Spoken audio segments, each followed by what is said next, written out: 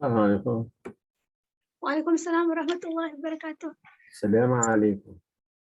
خسته نباشید حاج آقا. میخواستم با اجازه نماز میخونیم چون این وقت نماز الان 5 دقیقه.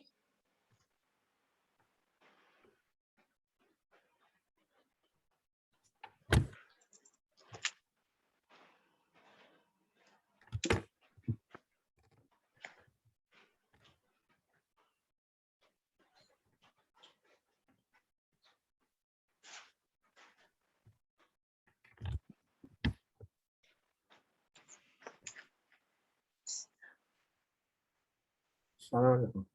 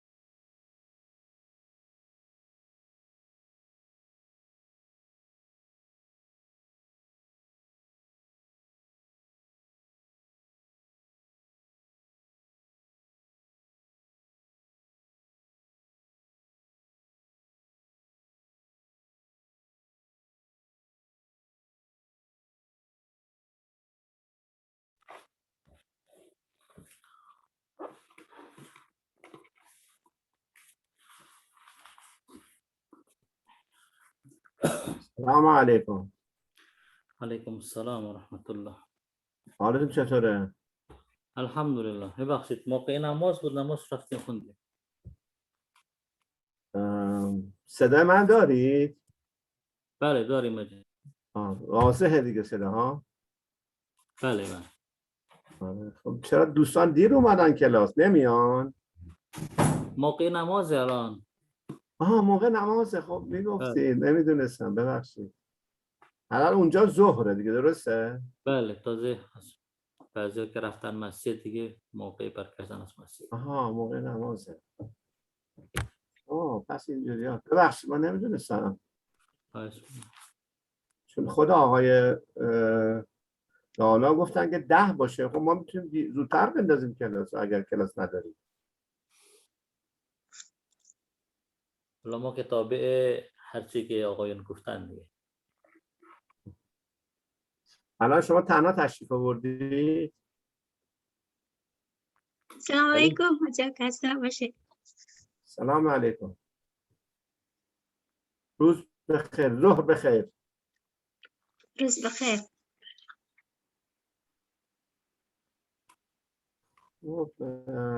فکر کنم شروع کنیم دیگه، بله یا نه منتظر بمونیم؟ یه لحظه من سوال کنم از رئیس کلاس. Masyarul gimana kita mulai kata Ustadz? Mulai. Pak Ubed gimana kita الان mulai? بر جوانان.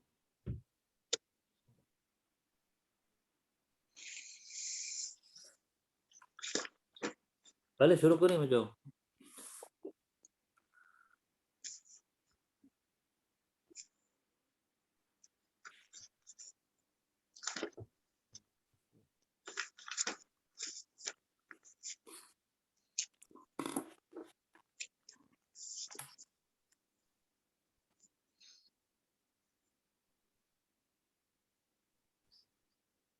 خب حالا تا دوستان بیان اگر سوالی هست ما هست خدمتتون.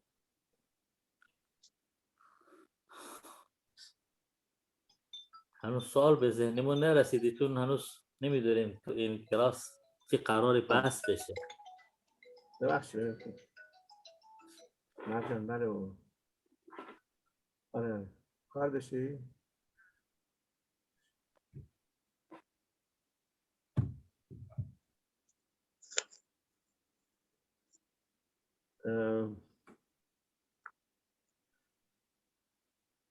خب سوالی پس نداری؟ ببخشید حاجی سوال دارم. بفرمایید.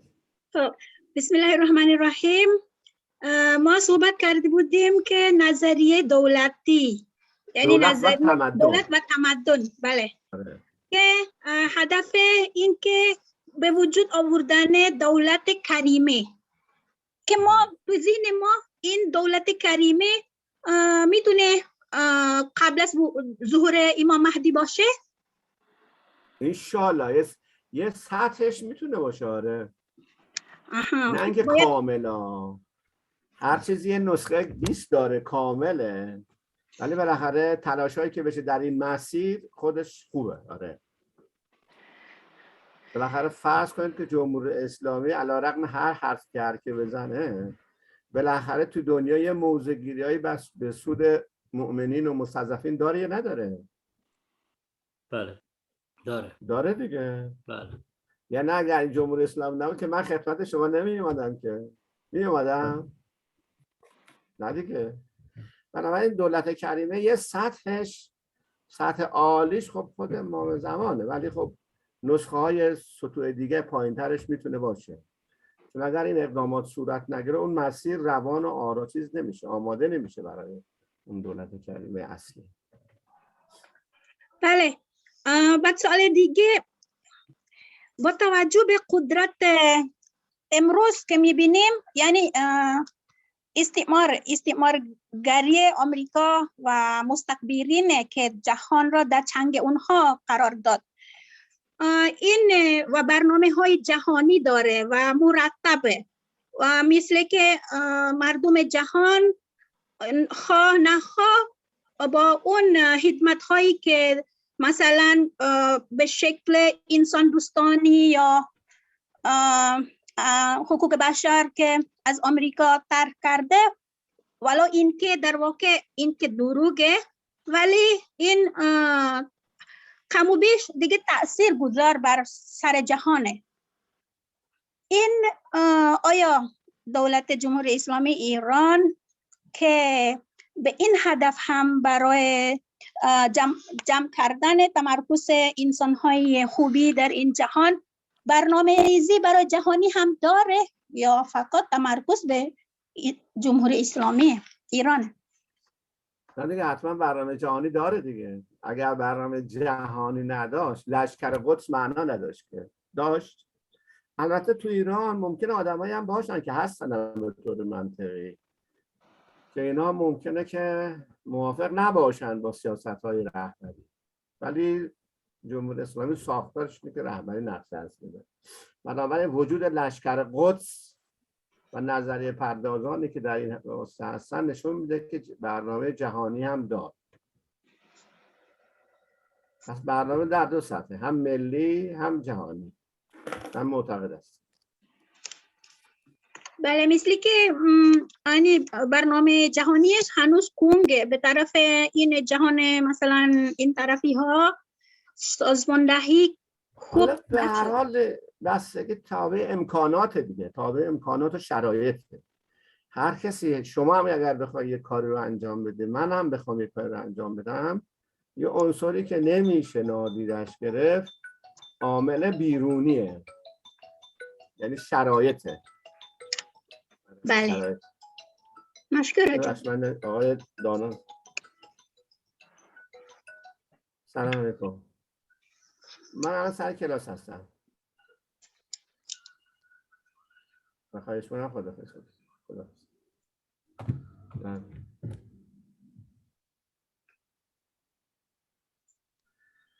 بله، بنابراین با توجه به برنامه‌ای که داره دیگه، آمریکا اون آمریکای قبلی نیست که خیلی قلدر بود. حالا اسبابش رو باید جمع کنه، یواشاش برگرده بره خونه زندگی خودش.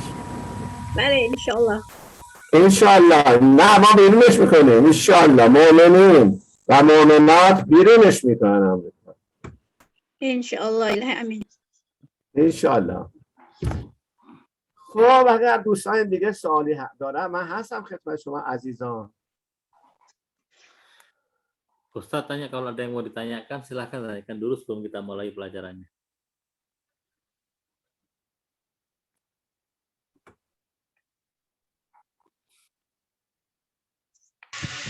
Nah, Ustaz, David, Assalamualaikum warahmatullahi wabarakatuh.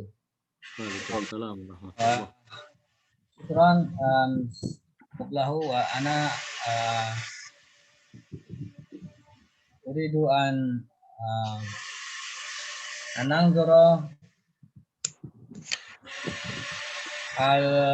al-kitab mungkin referensi atau buku-buku, terutama tokoh yang mungkin di luar kuliah ini, maksudnya sambil kita belajar gitu ya, ataupun membaca sebelum masuk kuliah, di luar jam kuliah. Mungkin bisa disebutkan satu atau dua. Syukran, Ustaz. Ya. آقای عبید عبدالله شریف بازم سوال کردن که در این اوقات خارج از کلاس چه کتابی پیشنهاد میکنید که ما مطالعه بکنیم که تو کلاس هم وقتی حاضر بشیم بالاخره یک چیزی دستمون باشه که بیم سر کلاس. اینو من باید روش فکر کنم بهتون میگم. چه کتابی به انگلیسی یا فارسی انگلیسی؟ اگر بشه کتاب هایی که PDF داره که بتونیم ما تهیهش بکنیم که بکنیم. دسترسی به کتاب. من فکر میکنم میگم جلسه بعد میگم. انشاءالله. تو خودم هم امروز فکر میکنم که چیکار باید بکنم. امتحان چجوری بعداً بگیریم از شما، چون همینجوری که نمیشه. خب امتحان هرچی آسان‌تر و سهل الوصول‌تر که بهتر. آره دیگه درست. ولی خب منبع میخواد داره، چون این مطالبی که ما میگیم مثلا منابع اصلیش به فارسیه. در درصد همه ممکن بعضیتون بتونید استفاده کنید، بعضی نه. حالا منم Ya, چیکار کنم؟ یه فکری میکنم براتون. insya Allah minggu depan akan diberikan referensinya sehingga bisa melakukan telaah di luar kelas, insya Allah. Bahasa Inggris atau bahasa Parsi.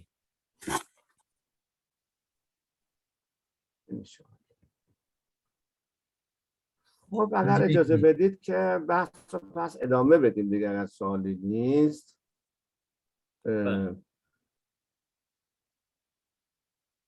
در حال جلسه قبل ما یک نظریه رو مطرح کردیم خدمت شما که این میتونه این چارچوب مفهومیش به شما کمک کنه که تحولات دنیا رو، کشور خودتون رو، کشور ما رو، هر جایی رو از منظر دولت هایی که به قدرت رسیدن و بعداً افول میکنن و قدرت دیگه میان در واقع توضیح بدهید یا تشریح بدهید. Pada minggu yang lalu telah dijelaskan mengenai sebuah teori, yaitu teori pemerintahan dan peradaban, yang ini bisa menjadi salah satu tolok ukur atau parameter kita dalam memandang pemerintahan yang ada baik di negara kita di Iran ataupun di Indonesia atau di mana saja. Kita teori semacam ini bisa menjawab banyak hal yang berhubungan dengan apa yang terjadi di tempat-tempat kita. من وقتی میگیم اینجا تاکید میکنم که وقتی میگیم دولت مقدمه و خیلی نقش اساسی داره، البته خود فرد مهمه ولی منتهی از فرد برنامه و جناح فکریش هم هست. چون وقتی میگیم یه دولت ممکنه لیبرال باشه، ممکنه مارکسیست باشه، ممکنه اسلامگرا باشه، ممکنه که مثلا شکل‌های مختلف از اسلام دیدی که تو دنیا وجود داره دیگه. مهم فقط اسم دولت نیست، دولت و برنامه‌هاشه و تیپ فکریشه که برای اداره جامعه. ممکنه یه تو همین جغرافیای فعلی دنیا نگاه کنید، ما کشور ایران به عنوان یک مسلمان با آمریکا کوتاه نمیاد، ولی خیلی از کشورهای خلیج فارس اونها هم مسلمانه، ولی همکاری نزدیک دارن با کی؟ با آمریکا و صهیونیست‌ها. این خیلی فرقه. یعنی میخوام بگم دولت میگیم فقط اسم دولت نیست، برنامه‌ها و گرایش‌های فکریشون هم مهمه. Ketika kita berbicara mengenai teori pemerintahan dan peradaban, tentunya yang kita maksudkan dengan pemerintahan itu tidak menuju kepada satu individu tertentu. Yang lebih penting adalah program-program yang hendak dijalankan atau program-program yang dimiliki oleh pemerintahan itu. Walaupun figur yang memerintah, figur yang memimpin juga penting, tapi tidak sepenting dari program-program yang dijalankan dalam pemerintahan. Misalnya kita melihat pemerintahan liberal, bisa kita lihat pemerintahan Marxis, atau mungkin kita bisa melihat pemerintahan yang Islami dengan segala macam bentuk Islamnya itu. Yang dipentingkan adalah masing-masing dari pemerintahan itu bagaimana menjalankan pemerintahannya dengan program-programnya. Siapa saja yang maju ke depan untuk memimpin itu masalah yang kedua, walaupun itu penting. Tapi yang lebih penting dari sekedar figur atau individu adalah program. Kita melihat Iran sebagai negara yang mayoritas penduduknya beragama Islam, sama seperti negara-negara lain di Teluk Persia. Tapi kita lihat bagaimana program yang dijalankan oleh pemerintahan Islam di Iran sangat jauh bedanya dengan program-program yang dijalankan oleh negara-negara di kawasan Teluk Persia. Ketika Iran dikenal sebagai negara yang anti-Zionis dan anti terhadap Amerika, berseberangan dengan kepentingan Amerika dan menentang serta melawan hegemoni Amerika, di saat yang sama negara-negara di Teluk justru malah berangkulan dengan Amerika, bahkan sebagian dari mereka dekat dan berangkulan dengan rezim Zionis Israel. حالا بر اساس این تئوری که توضیح دادیم میخوان تاریخ تحولات دنیای اسلام را مورد خوانش یا بررسی قرار بدیم. ما جلسه قبل توضیح دادیم که اگر تاریخ دنیای اسلام را میتونیم به دو مرحله تقسیم کنیم. یک مرحله که اسمش رو میذاریم متقدمین، یعنی اونایی که اول اومدن، دوره اول بودن، متقدم بودن، جلوتر بودن. مرحله بعدی متأخرین، اونایی که اخیراً اومدن تاریخ پیدا شدن.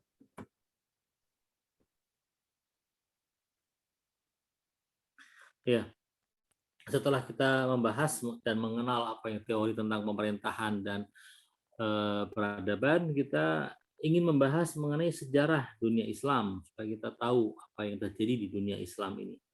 Kita sudah katakan pada minggu lalu bahwa sejarah dunia Islam itu bisa kita bagi menjadi dua fase atau dua periode. Periode yang pertama adalah periode awal, yaitu kita sebut dengan periode mutaqaddimin, periode orang-orang yang lama, orang-orang pertama atau periode pertama. Yang kedua adalah periode mutaakhirin, yaitu periode kelompok yang belakangan. خب در دوره اول یا متقدمین دولت‌های اسلامی دولت‌های مسلمان در واقع. ما حالا اینجا بدون که اشاره به گرایش کنیم به عنوان دولت‌های مسلمان قدرت زیاد قدرتمند بودند، یعنی از لحاظ سیاسی قدرتمند.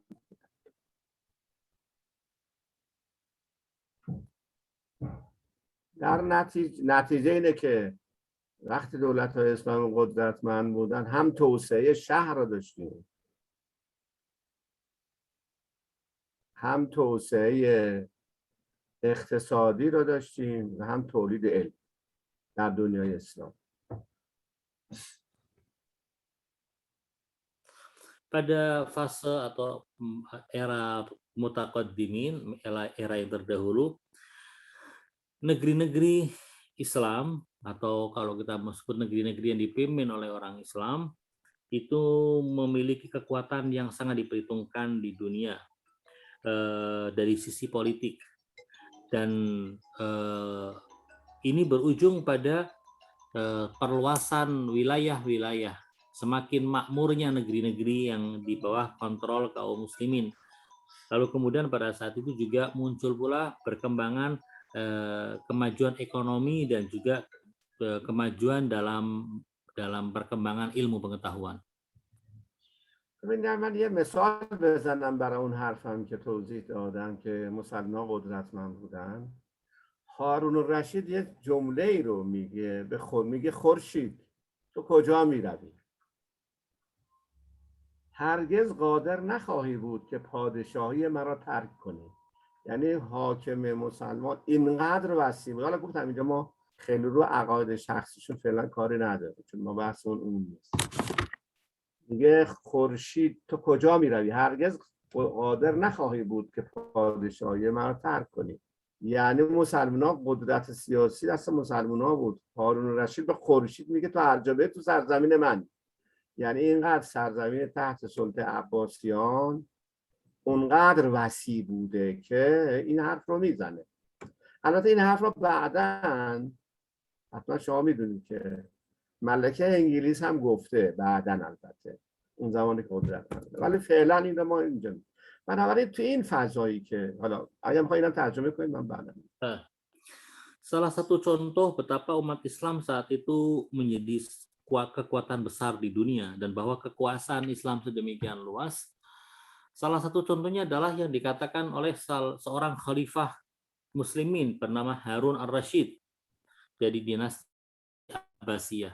Harun ar-Rasyid mengatakan ketika dia mengatakan kepada matahari, wahai matahari, kemana saja engkau pergi, engkau tidak akan pernah meninggalkan wilayah kekuasaanku. Artinya sedemikian luasnya wilayah kekuasaan kaum muslimin sampai-sampai tidak selalu ada matahari di wilayah dunia Islam. Ini yang dikatakan oleh Harun ar-Rasyid jauh sebelum Ratu Inggris yang kemudian belakangan mengatakan hal yang sama, bahwa kemana saja matahari pergi maka disitulah kekuasaan Britania Raya. Tapi itu belakangan. Yang pertama kali mengucapkan ini adalah Harun ar-Rasyid untuk menunjukkan betapa luasnya kekuasaan kaum muslimin pada saat itu. بنابراین در این فضای جغرافیای سیاسی که مسلمان‌ها توسعه جغرافیایی داشتن، قدرتمند بودند، یکی از ابعاد توسعه تولید علم بوده تو حوزه‌های مختلف. حوزه‌ای که ما میخوایم بهش بردازیم حوزه علوم اجتماعی، حوزه اجتماعی. در این حوزه، در حوزه علوم اجتماعی یا تفکرات اجتماعی که محل بحث ماست توی این کلاس، 4 تا ذیلش هست، 4 تا حوزه فرعی وجود داره. یکیش فلسفه اجتماعی است، یکیش تاریخ نگاری است، یکیش مردم شناسی یا مردم نگاری است و یکی هم سفرنامه نویسی.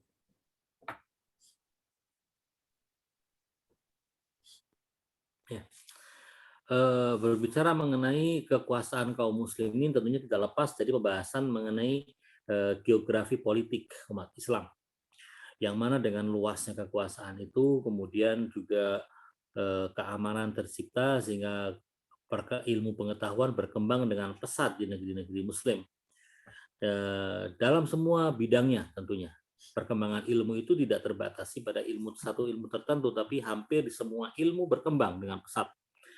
Salah satunya adalah yang kita bahas mengenai ilmu sosial. Nah, berbicara mengenai ilmu sosial ada 4 bagian yang harus kita fahami di dalam ilmu sosial ini. Yang pertama adalah filsafat sosial, yang kedua adalah penulisan sejarah, dan yang ketiga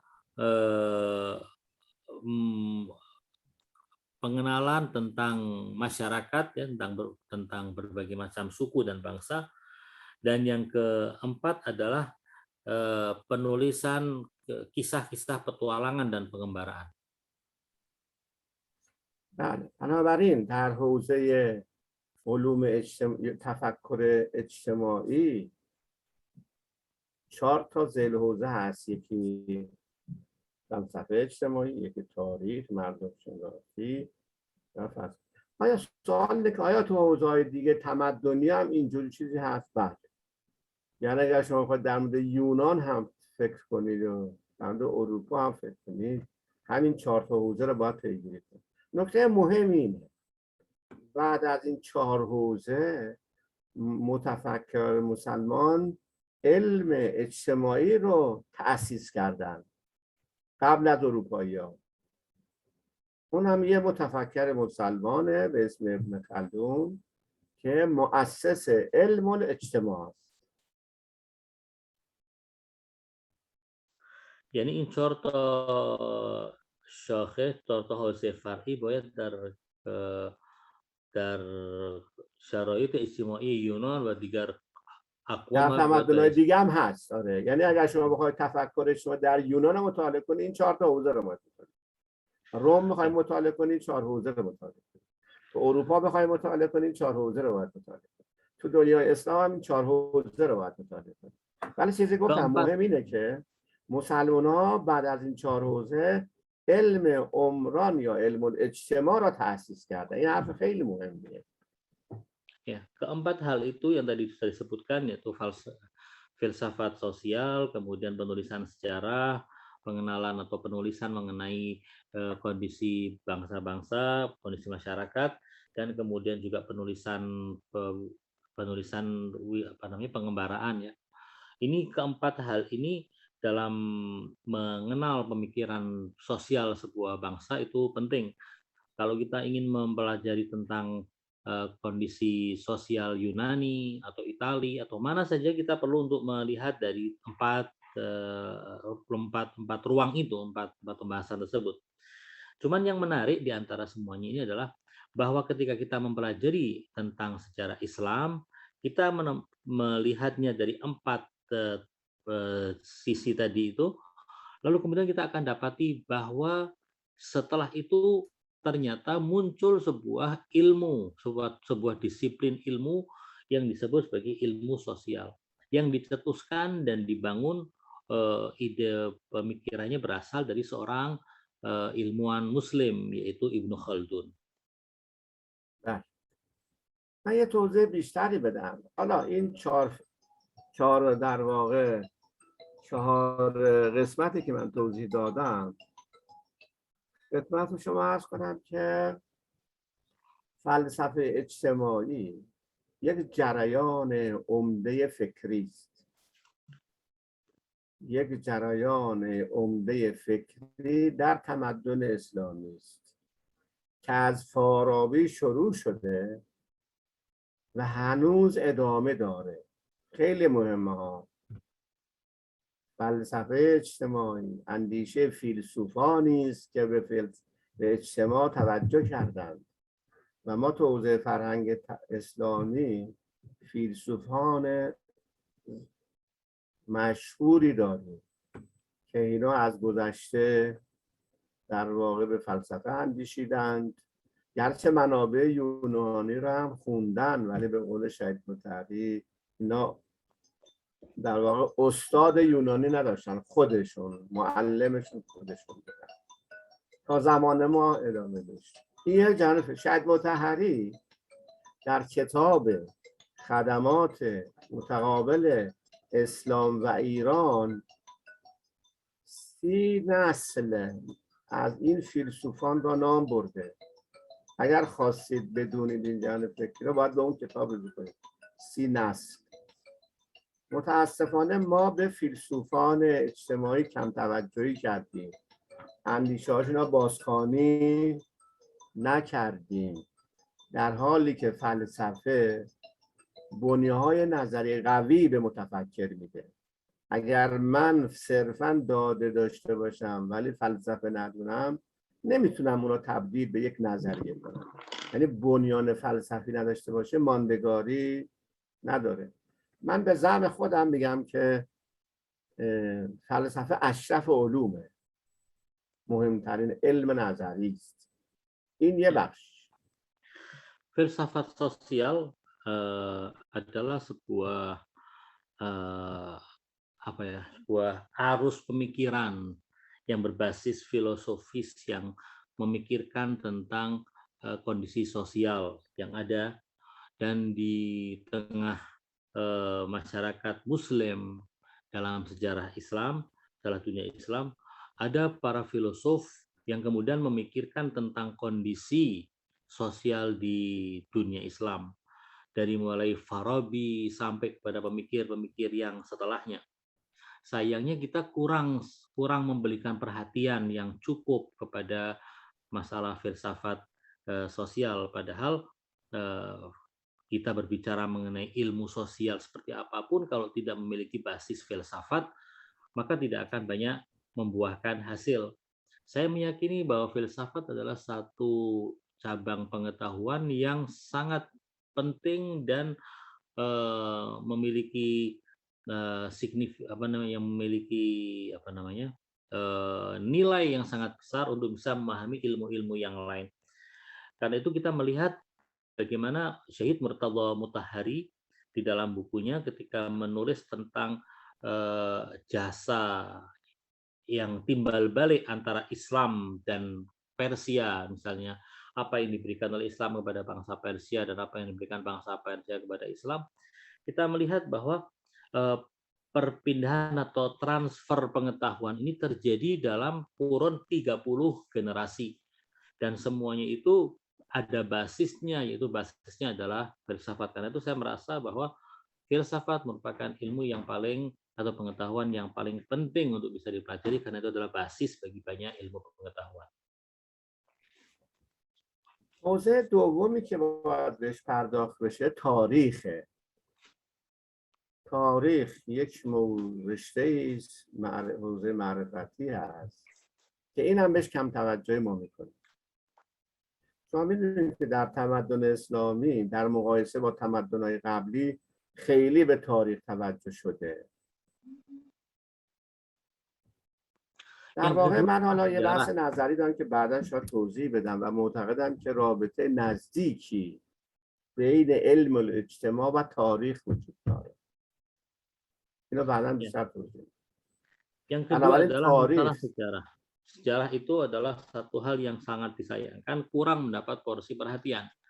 Padahal sejarah itu memainkan peran yang sangat penting di dalam memahami masalah kondisi sosial suatu bangsa atau suatu komunitas.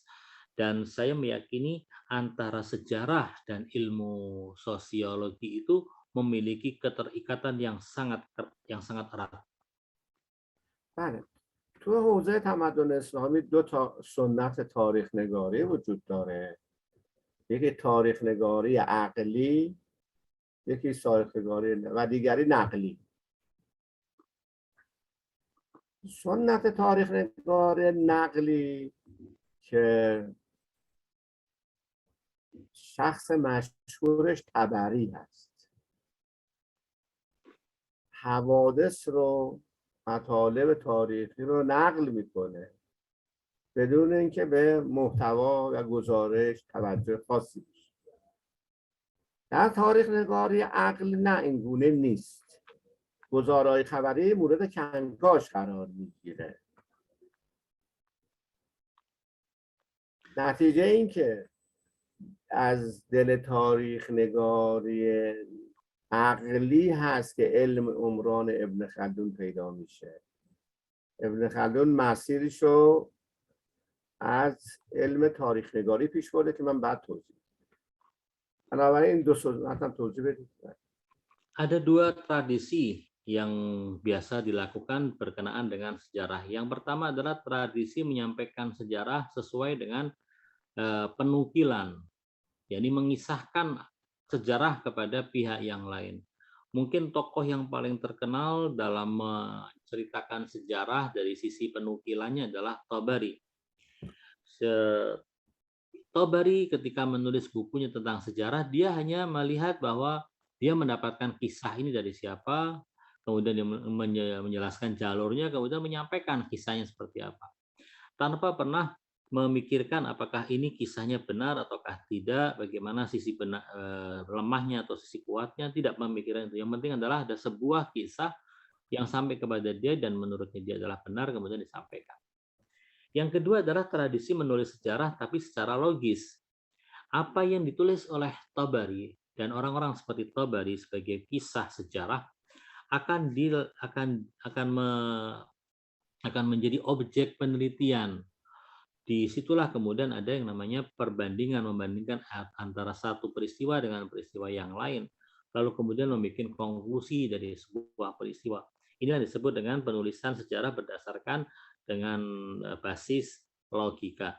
Nah, Ibnu Khaldun berhasil mencetuskan ilmu sosial itu karena dia menggunakan metode akli tadi di dalam memandang sejarah. مردم شناسی با اسم قسمت سوم اون فایل طرح سوم، مردم شناسی با نام ابوریحان بیرونی پیوند خورده.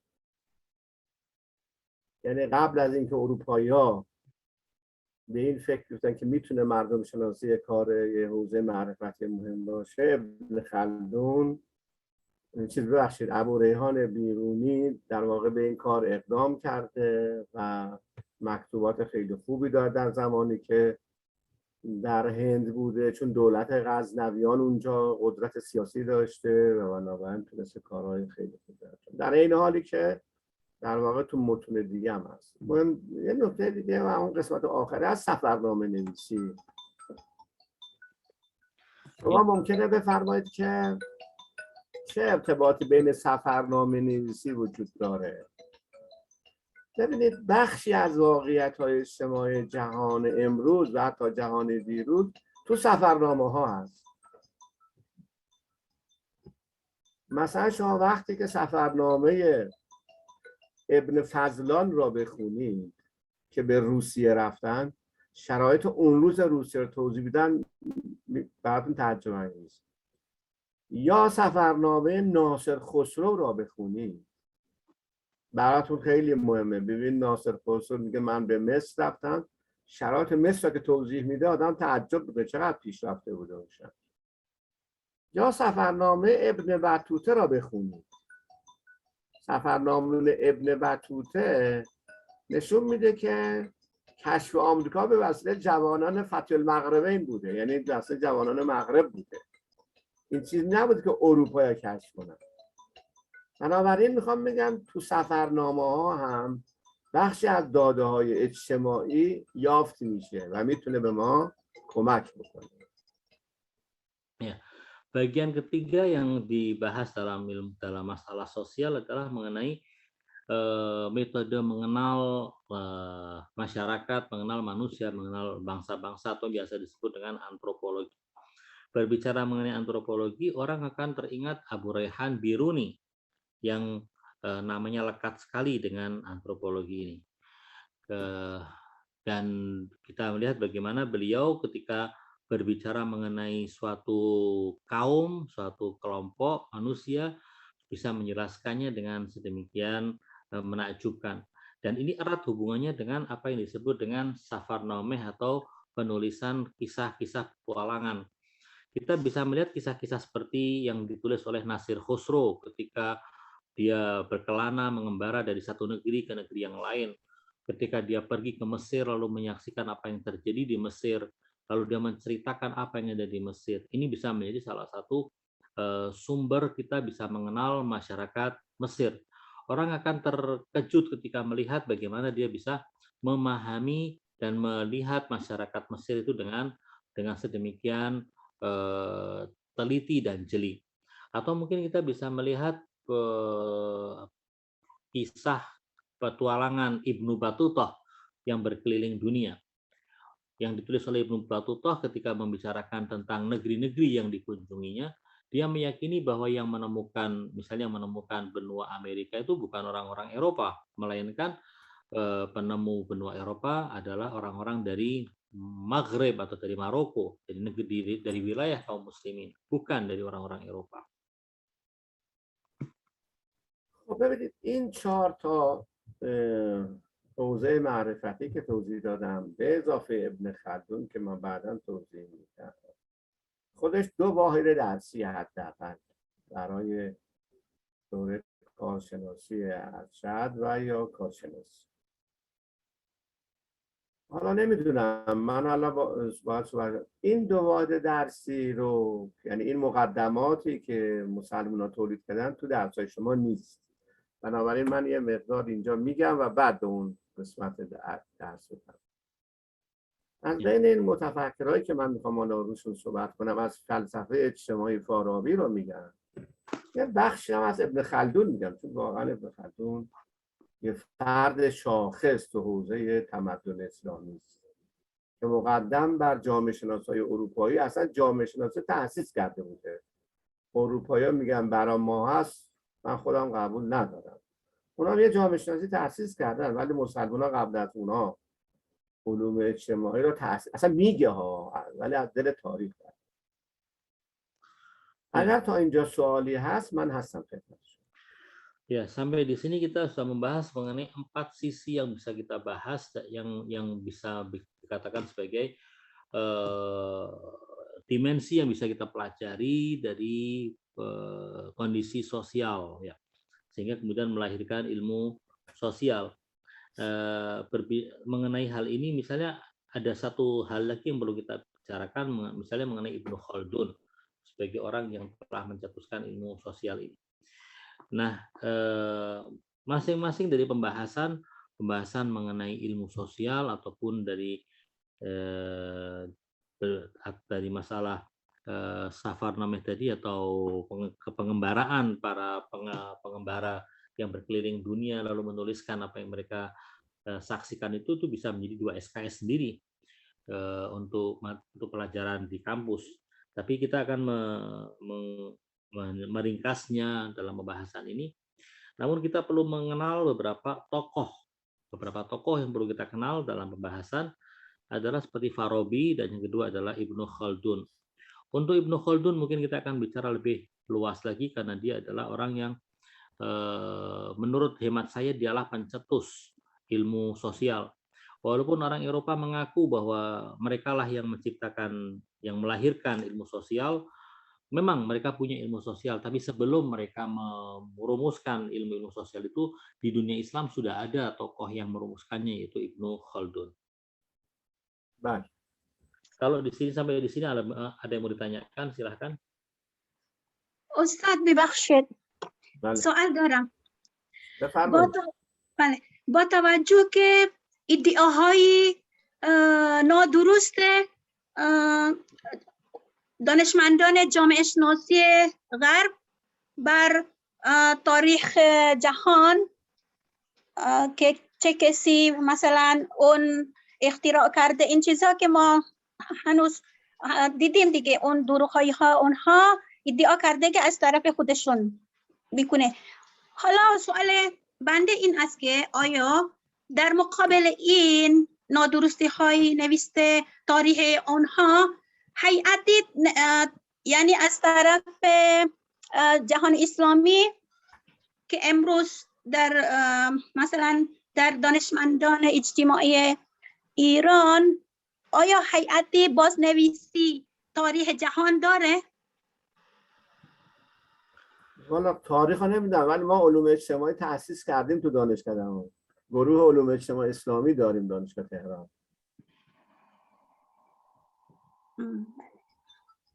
و معتقدیم که این کار رو هم باید انجام بدیم انشالله. بله انشالله. یعنی با جامعه شناسی موجود تفاوتی داره؟ بله؟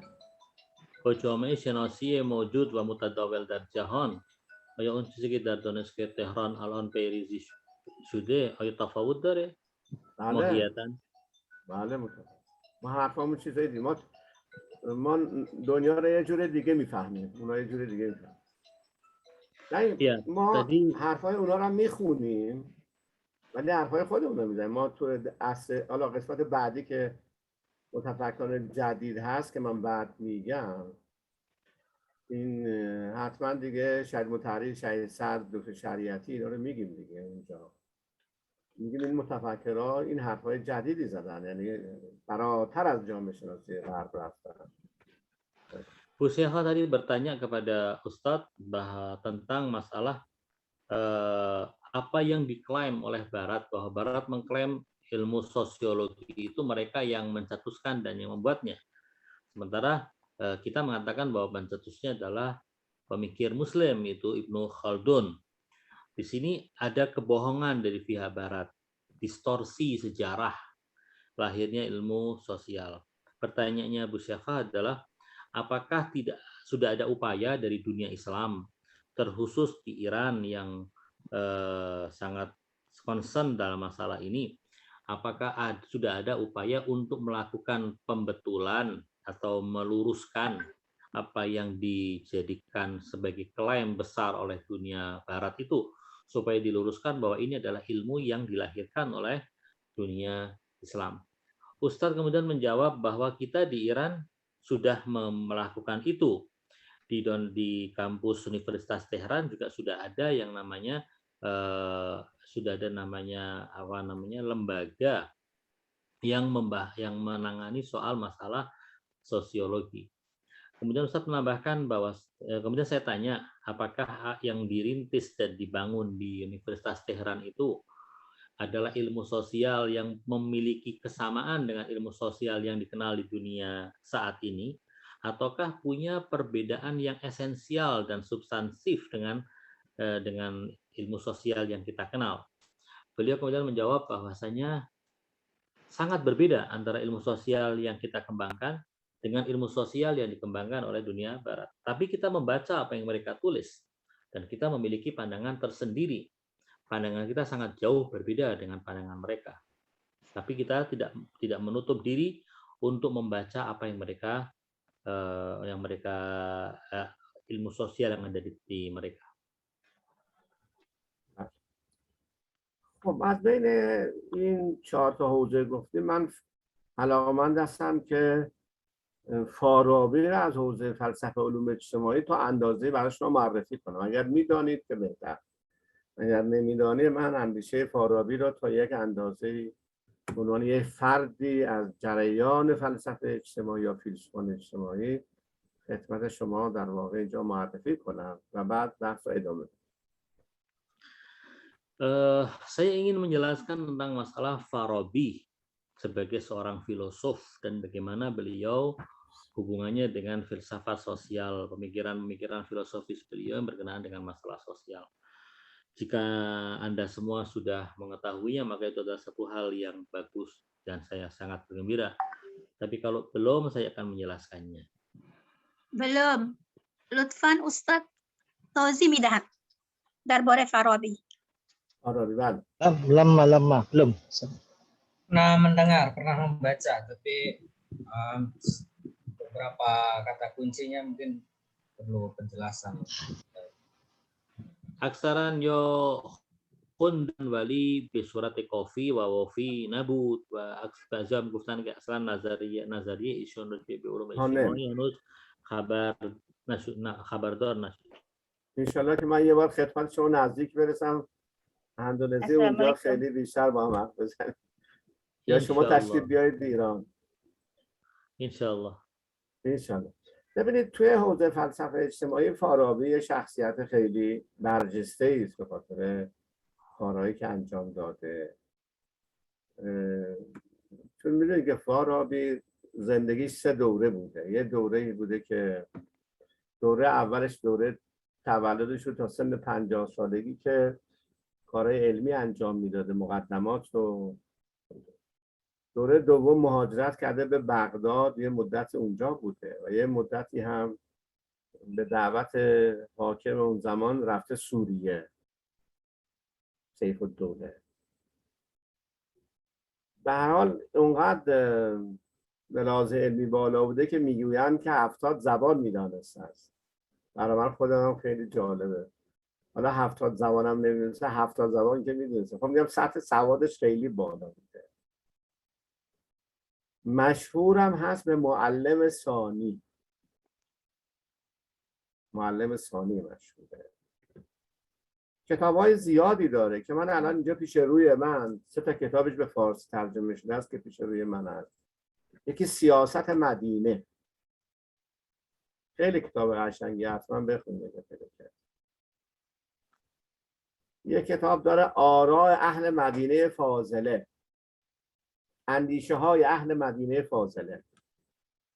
اندیشه های اهل مدینه فاضله. اون زمان اینا نمیشه که تو اروپا کتاب نبوده. اروپایی‌ها باید یاد بگیرن.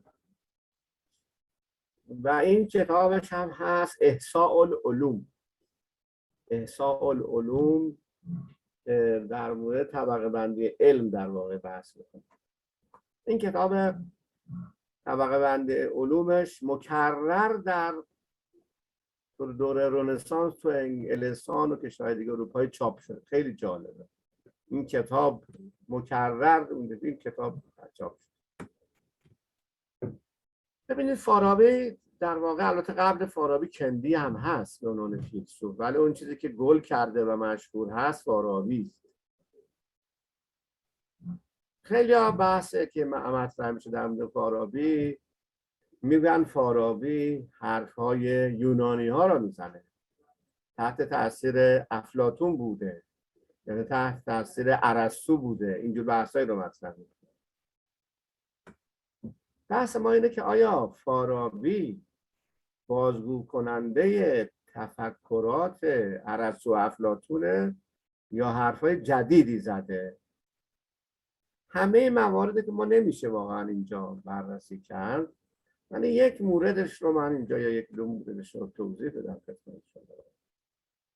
اولین بحث مدینه فاضله است. Itu Farid, terjemah pernah? بله. Bicara mengenai Farabi, Farabi memiliki 3 masa kehidupannya. Yang pertama, masa fase kehidupan itu dari mulai kelahirannya sampai usia 50 tahun, bagaimana Farabi itu getol dalam menuntut ilmu, dalam belajar. Lalu kemudian fase berikutnya adalah berpindahnya dia ke Baghdad, kota Baghdad. Lalu kemudian bagaimana dia diperintahkan oleh penguasa pada saat itu untuk hijrah dan pergi ke Suriah. Menarik sekali berbicara mengenai Farabi, seorang manusia yang sedemikian brilian, orang yang sedemikian pandai, pintar, yang menguasai banyak ilmu, sehingga dia digelari dengan muallim tsani, guru kedua. Mungkin muallim tsani itu guru kedua, melihat dari guru pertama adalah filosof Yunani misalnya seperti Aristoteles, dengan sementara dia dikenal sebagai guru yang kedua. Farabi dikenal sebagai orang yang menguasai banyak bahasa. Sampai-sampai dikatakan beliau menguasai 70 bahasa. Ini suatu hal yang sulit untuk ada padanannya dalam sejarah manusia.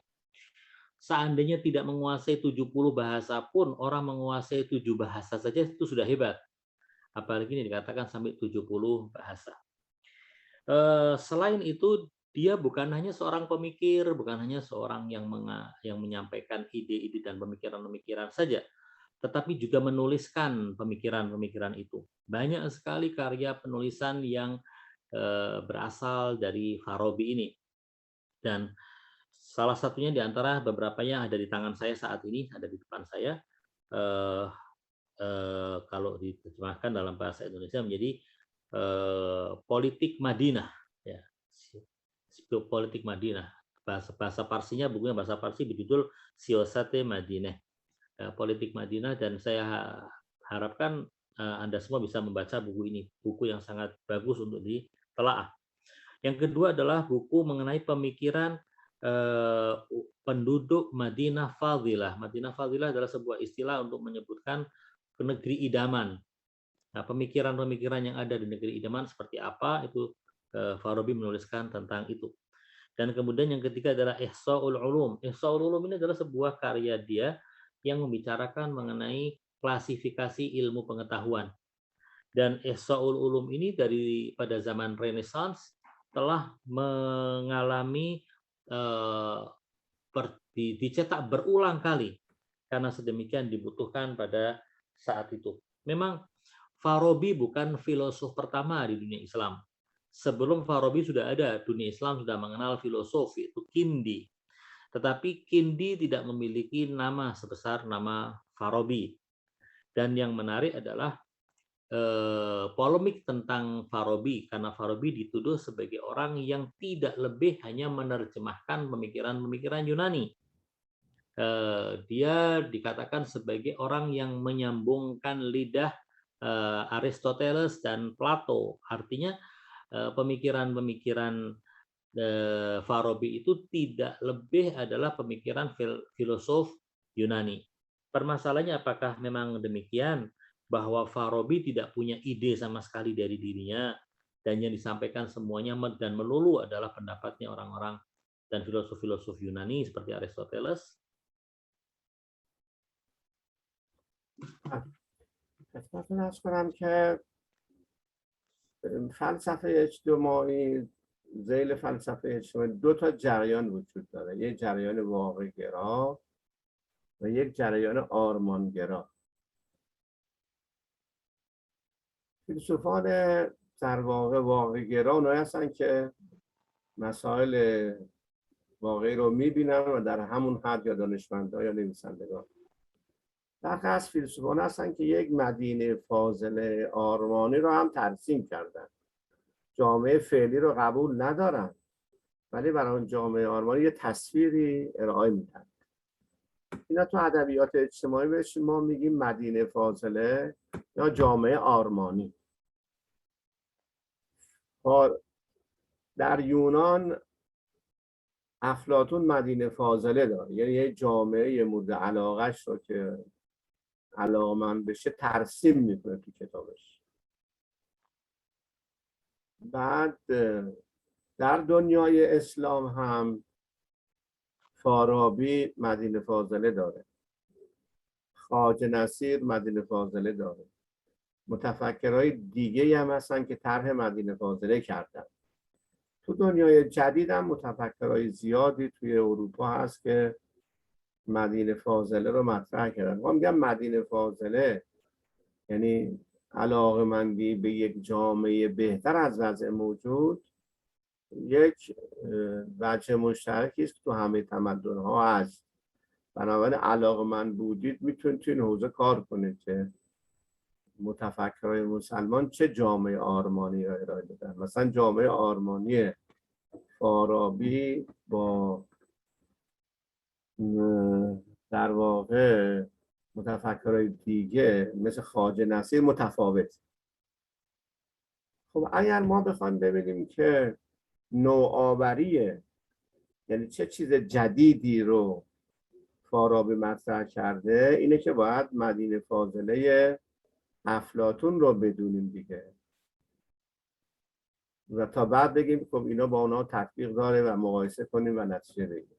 در مدینه فاضله افلاطون اول پیشوران شکل میگیرن، یعنی طبقه پایین هست و بعد جنگاوران در مرحله بالاتر و بعد در مرحله یک کمی بالاتر حکمرانان هستند. در این مدینه نظریه انسانشناسی که حاکم هست بر این نظریه مدینه، نظریه است که خودشون میگن different people theory، نظریه ناهمانندی انسان ها. یعنی از هر انسانی از ابتدا برای کار خاصی خلق شده. طبقه پایین نمیتونن بشن جنگاور، جنگاوران نباید دایی حکومت بکنن. این مدینه فاضله افلاطونیه، یه جامعه بسته و محدود. ولی حالا بعد ببینیم که خواجه نصیر چه مدینه فاضله مثلا. Ya, dalam masalah filsafat sosial, kita melihat ada dua arus pemikiran. Yang pertama adalah mereka yang melihat kondisi sosial itu sesuai dengan realita yang ada, lalu kemudian membicarakan tentang realita yang ada dan dibahas. Ada kelompok yang kedua, yaitu atau arus pemikiran kedua dalam filsafat politik adalah tidak berbicara mengenai realita, tapi mengharapkan adanya sebuah kondisi yang berbeda dengan realita ini.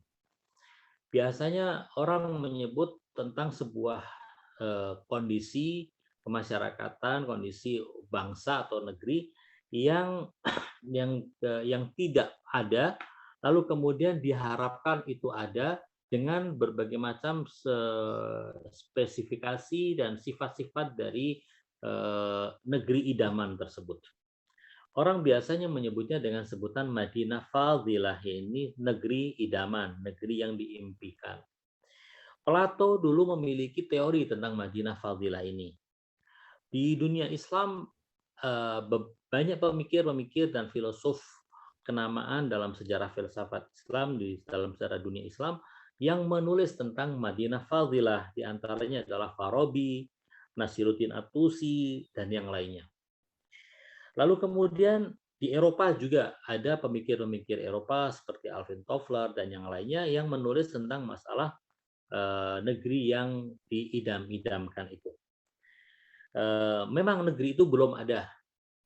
Itu negeri yang diimpikan, dan mereka yang menulis tentang Madinah Fadilah mendambakan bahwa negeri itu akan terwujud di hadapan mereka. Mengenai bahwasanya apakah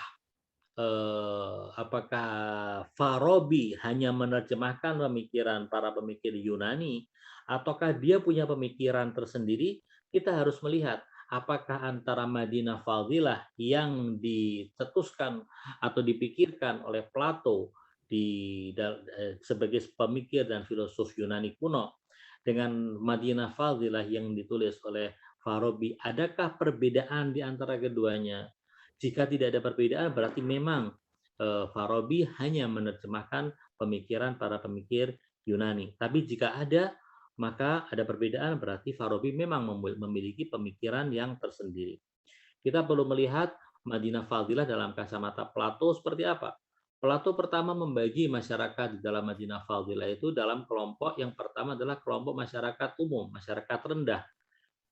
Kemudian ada kelompok yang kedua, yaitu kelompok para kesatria, mereka yang berperang, mereka yang melakukan, mereka yang mempersembahkan keberanian dan kepandaiannya di medan perang untuk memberikan sesuatu kepada bangsa dan negerinya. Dan kelompok ketiga adalah mereka yang memimpin negeri itu. dengan teori different people teori bahwasanya antara manusia dengan manusia yang lain ini ada perbedaan, Plato meyakini bahwa kelompok masyarakat umum tidak bisa menempati kelompok ksatria dan kelompok ksatria tidak bisa memilih tempat untuk menjadi penguasa. Begitu pula mereka yang berada di kelompok penguasa dia tidak bisa menempatkan dirinya di tempat kaum ksatria. Ini teori secara umum apa yang ada di dalam Madinah Fadilah Plato. Nah, sekarang kita ingin melihat apakah Farabi memiliki pandangan yang sama ataukah berbeda. حالا اجازه بدید بریم ببینیم که فارابی تو مدینه فاضله که مطرح کرده در واقع چه ویژگی‌های این مدینه فاضلش داره. خب اولین نکته اینه که فارابی به لحاظ انسانشناسی طرفدار نظریه همانندی انسان هاست.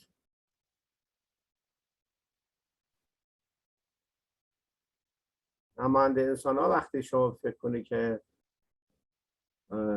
همه انسان ها همانند هستند، خب حالا تفاوت ها را تو محیط تعلیم و تربیت پیدا میکنه.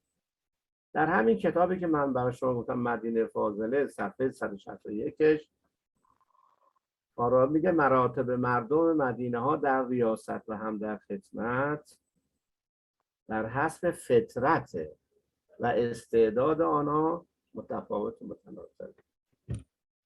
این خیلی فرقه. خب این نکته اول که بود. بنابراین فارابی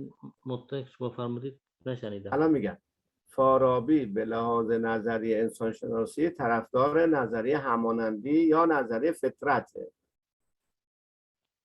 و معتقده که انسان ها همانند هستند، گرچه ممکنه که به دلیل آموزش هایی که میبینن نقاط قوت و ضعف متفاوتی داشته باشن. نکته بعدی اینه که مدینه فاضله فارابی برعکس در واقع مدینه فاضله افلاطون شکل گرفته. فارابی مدینه در واقع نظام اجتماعی را به بدن انسان تشبیه میکنه و نظام سیاسی را مثل قلب جامعه میدونه. بنابراین اولین نکته‌ای که روش اشاره داره رئیس اوله. رئیس اول به مدینه فاضله او به وجود میاد، شکل یعنی اعلام وجود میکنه، بعد آدم‌های با ایمان دورش جمع میشن.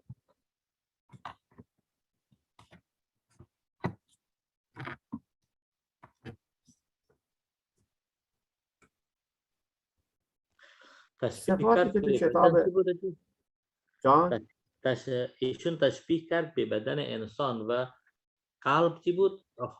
تشبیه کرد، آره دیگه، بین انسان و جامعه تشبیه کرده و میگه که قلب همه چیزه. تو بدن انسان قلب مهمه، تو جامعه هم دولت مثل قلبه، خیلی مهمه. اگر دولت خوب نبضش نزنه اقتصاد مملکت خراب میشه.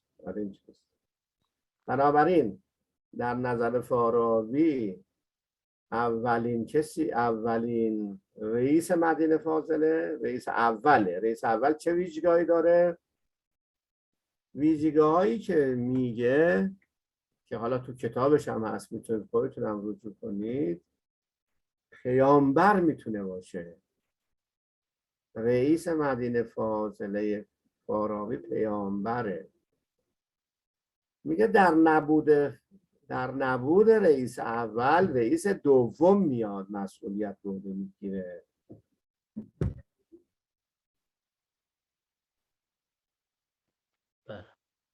رئیس دوم چه کسی است؟ رئیس دوم هم امام معصومه، یعنی چیزی که میگه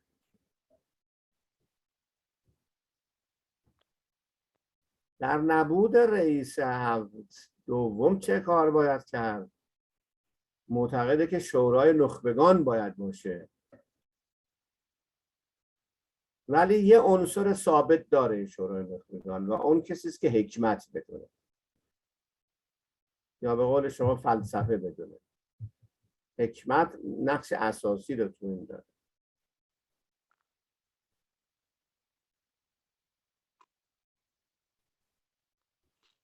در واقع ببینید این که فارابی اومده یه مدینه فاضله مطرح کرده در زمان عباسیان، معنای دیگرش اینه که ایشون با عباسیان موافق نبوده،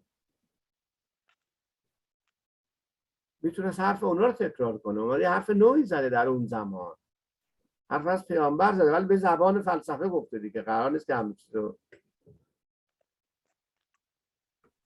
این در واقع اون مدینه فاضله. حالا شما این مدینه فاضله رو با مدینه فاضله یونان مقایسه کنید، ببین چه تفاوتایی داره.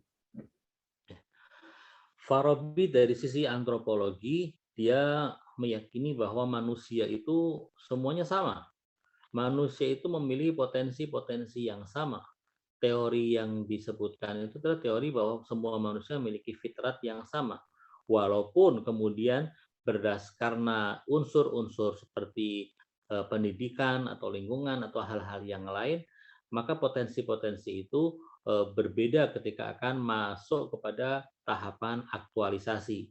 Karena itu kemampuan manusia akan berbeda karena mendapatkan pendidikan yang berbeda dan lingkungan yang berbeda. Tapi secara potensi semua manusia itu adalah sama.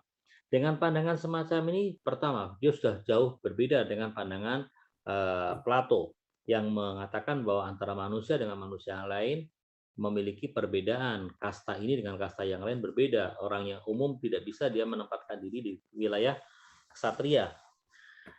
Dan Farabi memiliki penjelasan yang berbeda ketika berbicara mengenai Madinah Fadilah. Punya perbedaan yang tajam dengan Plato. Farabi menganalogikan kondisi sosial itu dengan badan manusia. Dalam kondisi sosial, dalam kehidupan sosial itu,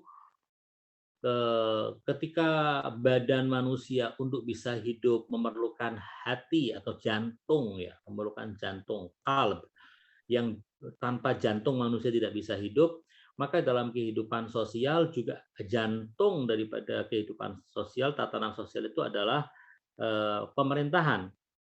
Dan kemudian dia mengatakan bahwa untuk Madinah Fadilah, maka pemimpin dari Madinah Fadilah itu yang disebut dengan Rais Awal, pemimpin pertama, tidak lain dan tidak bukan haruslah seorang nabi.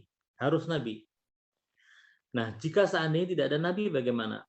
Dia mengatakan bahwa kalau tidak ada nabi, maka giliran Rais yang kedua, Rais Tsani, Rais yang kedua yang harus menjadi pemimpin.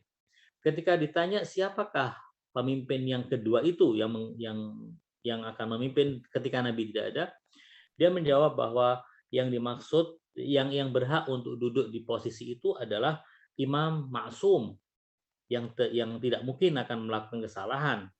Dialah yang paling berhak untuk memimpin Madinah Fadilah. Jika tidak ada juga bagaimana? Jika tidak ada juga maka Madinah Fadilah akan dipimpin oleh sebuah dewan dari orang-orang elit, orang-orang pilihan, yang mana orang-orang pilihan itu harus memiliki kemampuan yang tinggi, memiliki kebijaksanaan, memiliki hikmah, dan memiliki pengetahuan tentang filsafat, orang yang bijak. Kalau kita melihat apa yang dikatakan oleh Farabi berkenaan dengan Madinah Fadilah, dengan penjabaran tadi, kita lihat betapa bedanya pandangan Farabi dengan pandangan Plato, dengan pandangan Madinah Fadilah versi orang-orang Yunani. Kemudian lagi hal penting yang perlu untuk diingatkan di sini adalah bahwa Farabi hidup di zaman kekuasaan Bani Abbas. Jika kita katakan bahwasanya pemaparan tentang sebuah Madinah Fadilah, artinya orang yang memaparkan itu tidak cocok dan tidak setuju dengan kondisi yang ada. Farabi seandainya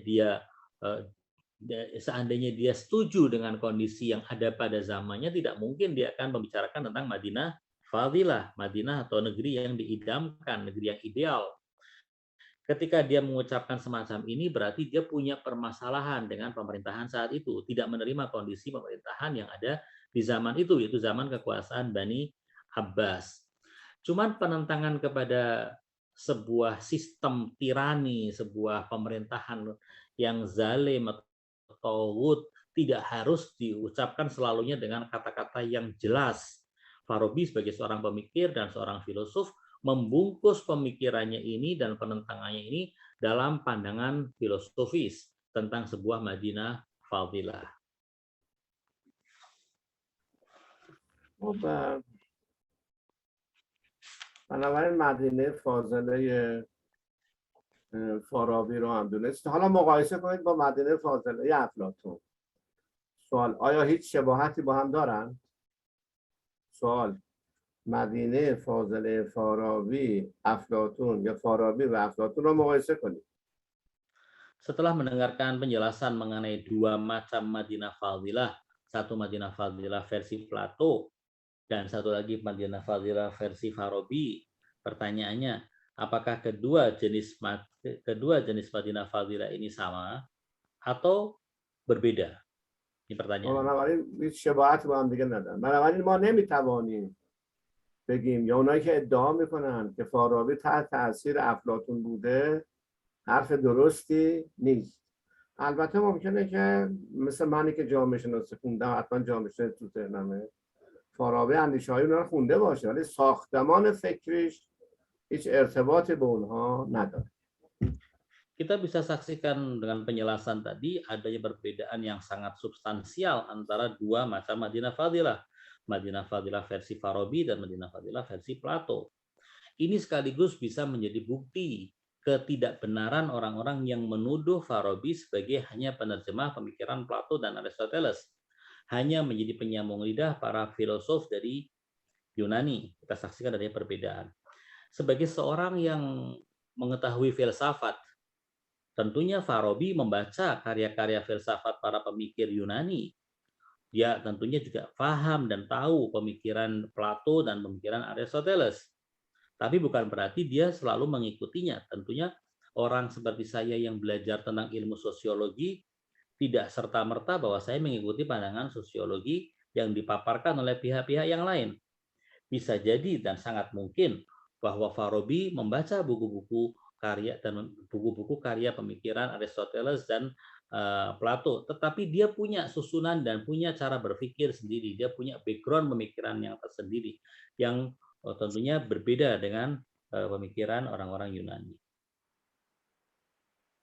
اجازه بدید که من یه مدینه فاضله دیگه از یک متفکر دیگه مسلمان اینجا معرفی کنم و اون خواجه نصیرالدین طوسی است که در سال 579 هجری قمری متولد شده و در سال 672 هم فوت کرده که مثلا خواجه نصیر میدونید وضعیت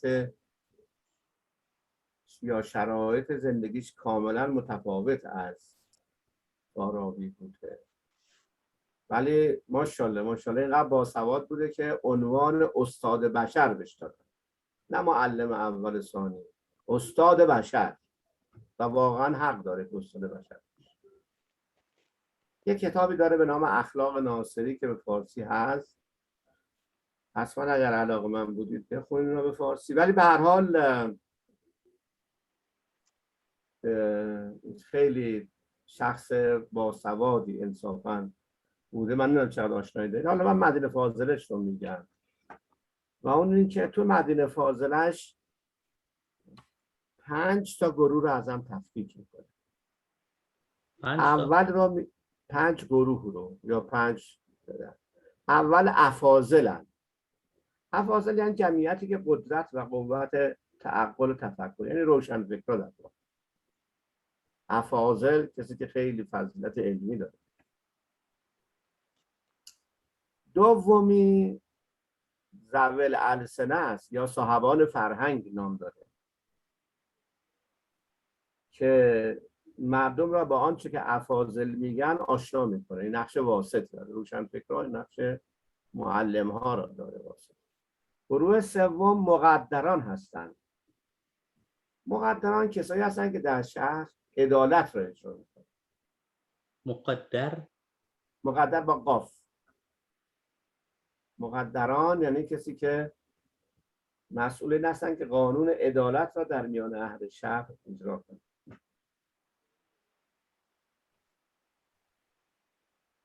چهارم مجاهدان هستند که کار آنها حفاظت پاسداری از اصل مدینه است.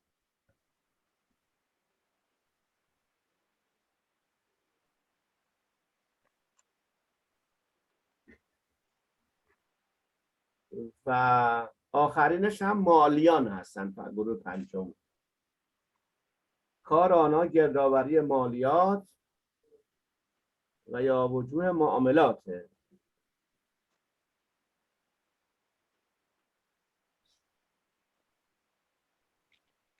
پس یه بار دیگه بگم، گروه افاضل، ذوی الالسنه یا صاحبان فرهنگ، مقدران، مجاهدان و مالیان. اینا مدینه فاضله است که خواجه نصیر در زمان خودش داده. یعنی فارابی ویژگی‌هاش متناسب با شرایطش یه جوری بوده، خواجه نصیر جور دیگه بوده، بنابراین مطالب دیگه‌ای گفته. این والیان همون حکمرانانن؟ بله؟ والیان پنجمی هستن. مالیان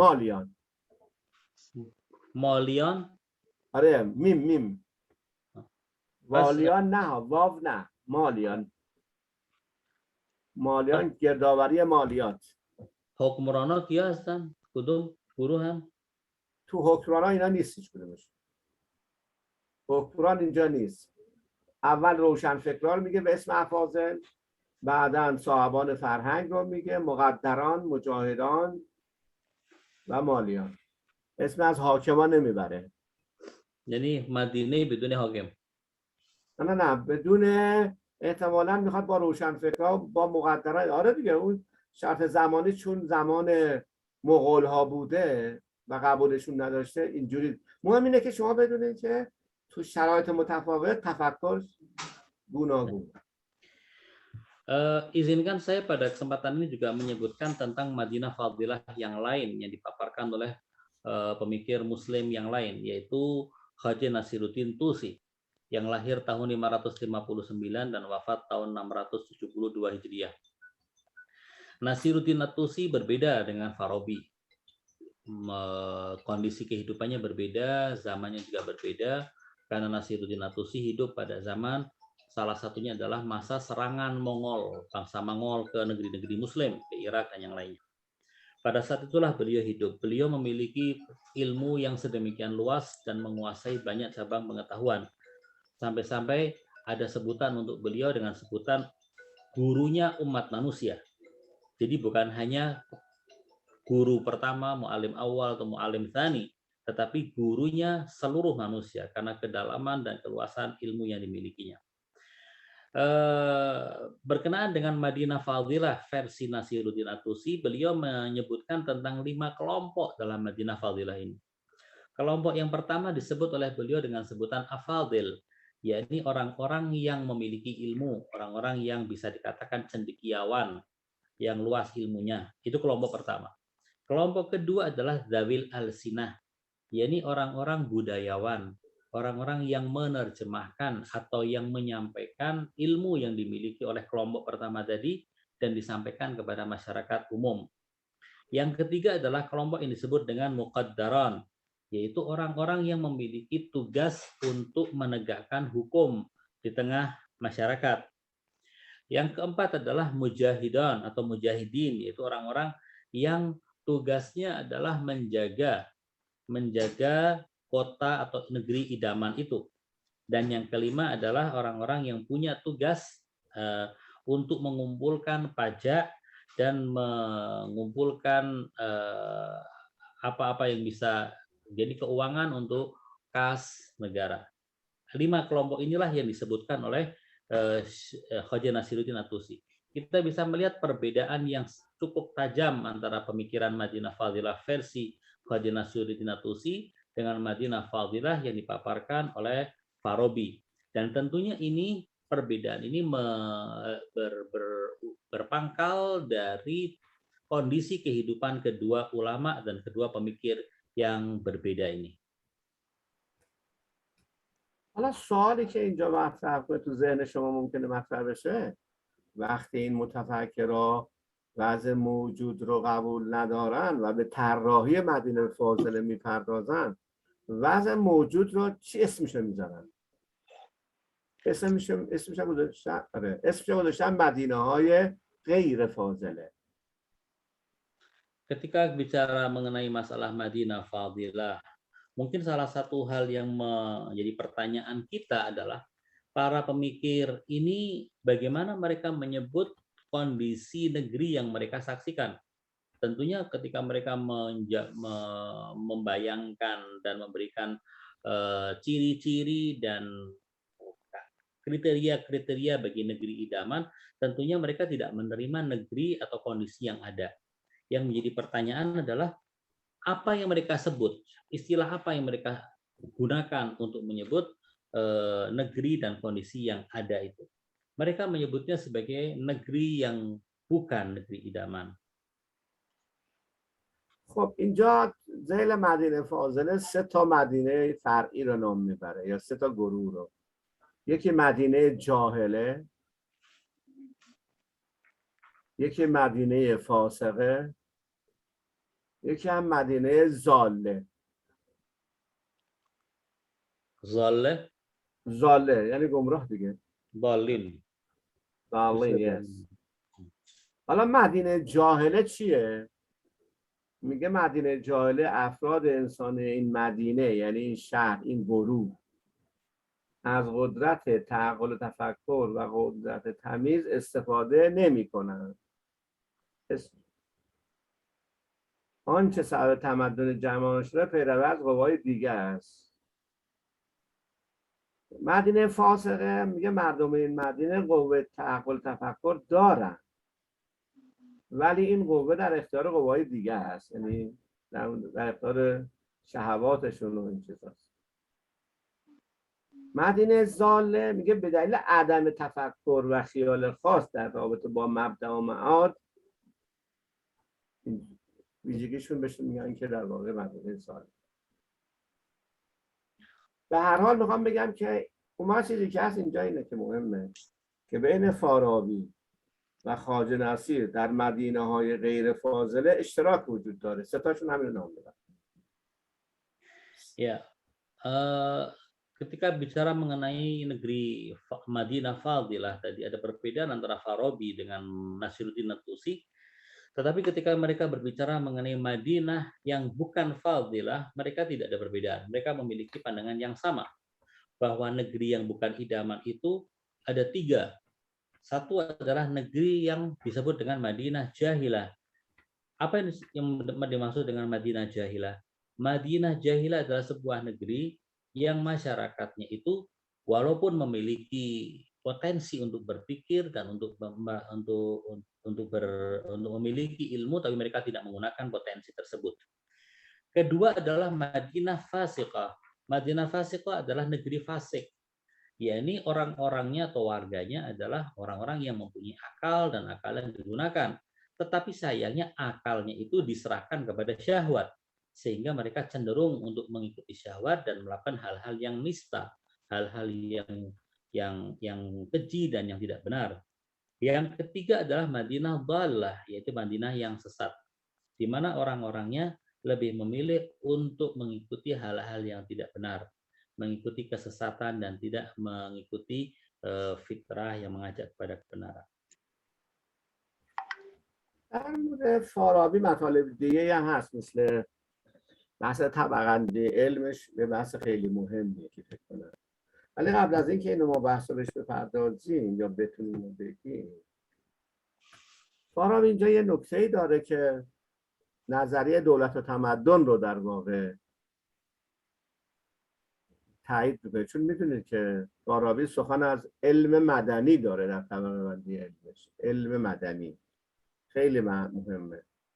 البته علم مدنی و با علم و فقه و کلام با هم میاد.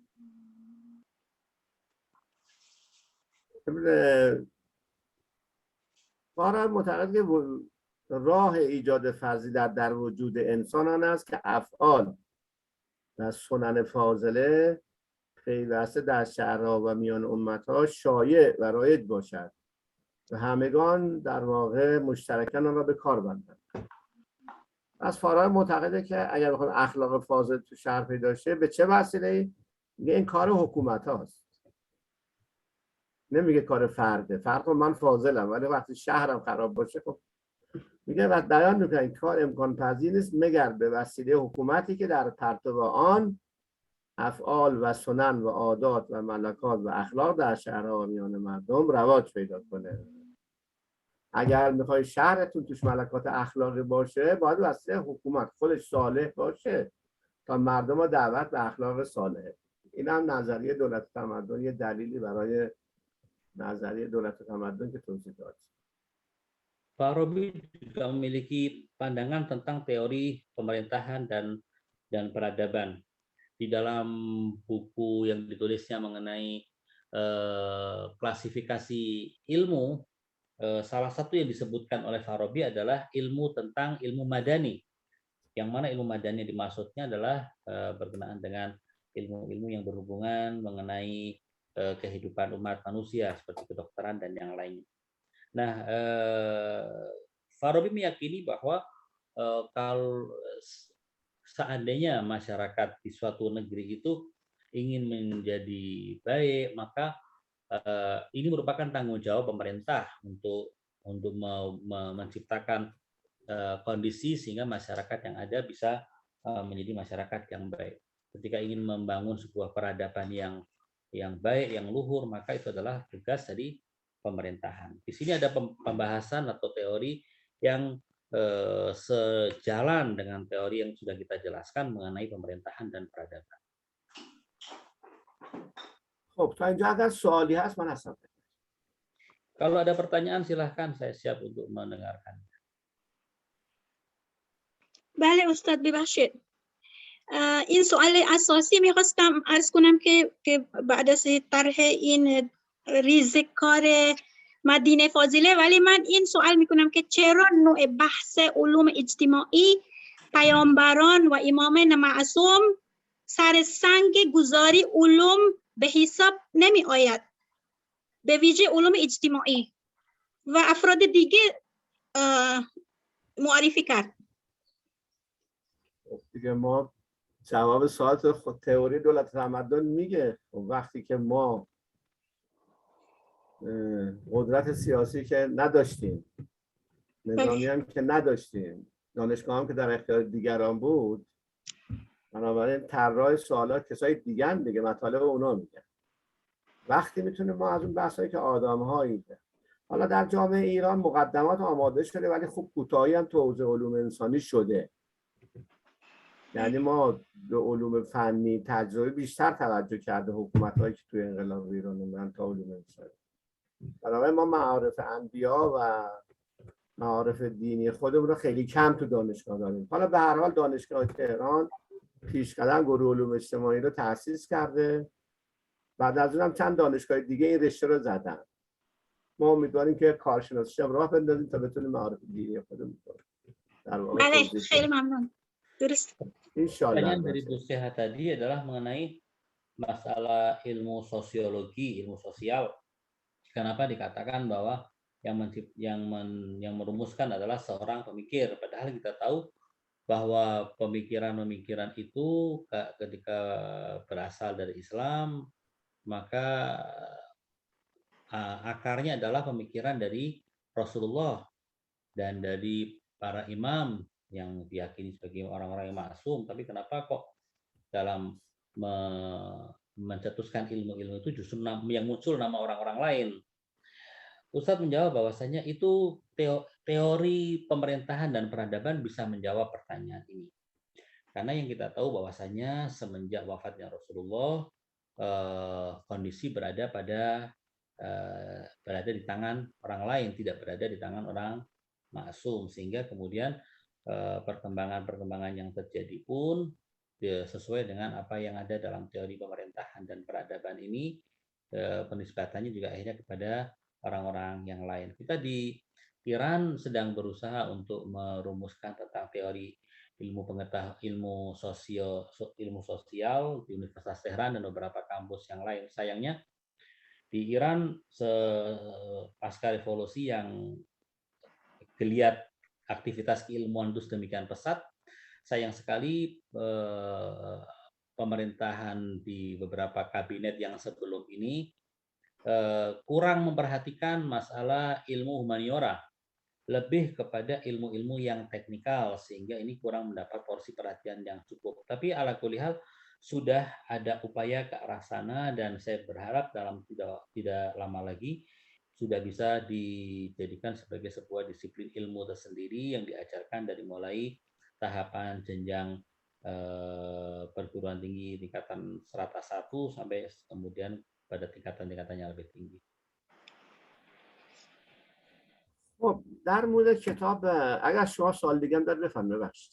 آقای عبید عبدالله شریف دستشون بلند کرد. Syukran Ustaz. Assalamualaikum warahmatullahi wabarakatuh. Assalamualaikum warahmatullahi wabarakatuh. Waalaikumsalam. Ustaz Hafid, saya membaca ingat salah satu teori dari Talcott Parsons kalau tidak salah tentang perkembangan peradaban. Ya. Dia mengemukakan teori tentang evolutionary, bahwa perkembangan peradaban itu bersifat evolusi, ya, dari dia 3 tahapan. Jadi peradaban mitis, peradaban agama, kemudian peradaban yang sudah rasional pengetahuan. Nah, mungkin agak mirip dengan teorinya Al-Farabi tadi, ada peradaban jahili sampai ke madani. Ya. Nah, apakah memang basisnya serupa ya? Artinya akar dari pengetahuan ataupun teori Al-Farabi dengan Talcott Parsons itu sama basisnya begitu ya? Itu pertanyaan pertama. Ya. Talcott Parsons. Ya, Parsons. Tahapan pertama mitos, terus apa lagi tadi? Mitis, agama, kemudian rasional, ya. Pengetahuan rasional ataupun modern. Ya. Nah, pertanyaan yang kedua ini terkait dengan kritik dari kacamata antropologi bahwa kita tidak bisa mengatakan sebuah peradaban itu terbelakang ataupun tidak berkembang atau tidak beradab. Tetapi dalam kritik antropologi, setiap peradaban itu ya memang memiliki pengetahuannya sendiri sesuai dengan kebutuhannya. Jadi misalkan kritik ketika mengatakan sebuah peradaban itu sebagai hal yang era mitis, misalkan era mitos, itu karena memang pengetahuan serta kebutuhannya masih dalam tahap itu sesuai dengan kebutuhannya begitu. Nah, itu Ustaz. Yang ditanyakan apanya?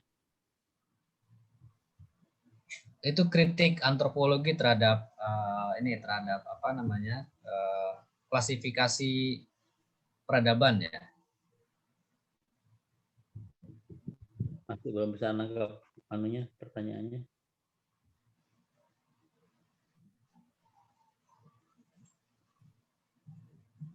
ایشون درباره یک نظریه